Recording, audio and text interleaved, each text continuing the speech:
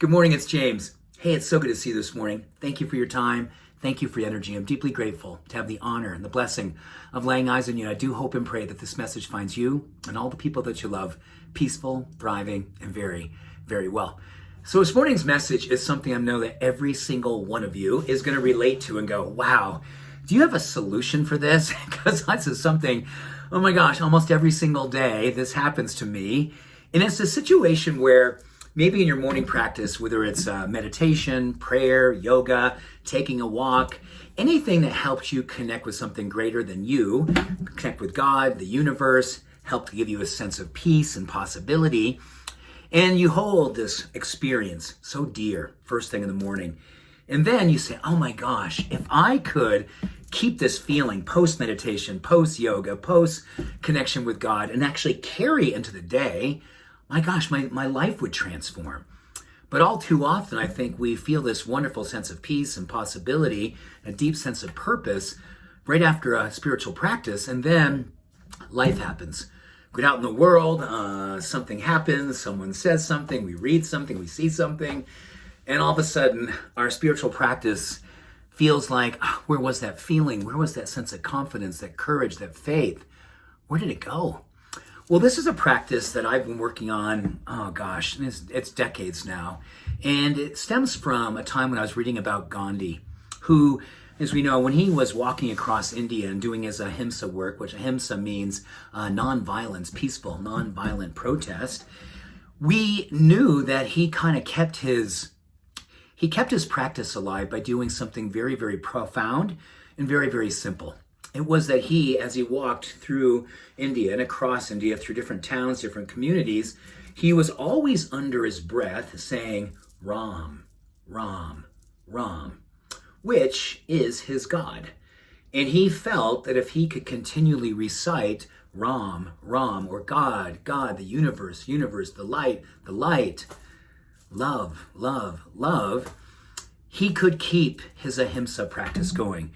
He could keep his spiritual light on. No matter what was going on around him, he could continue to practice. He could continue to keep what he was feeling in the morning, later in the morning, afternoon, into the evening, because his practice was always alive and very, very well. And I think for many of us who live in these times where there's so much distraction, the pace of life, what's going on in the world, can easily infiltrate our peace, disrupt our practice. So no matter what it is that we are feeling in the morning after our practice, whenever we do our practice, once we leave the practice, we find ourselves losing connection with the universe, the part of ourselves, the beauty, the peace that we want to embody. Here's a way that we can help ourselves.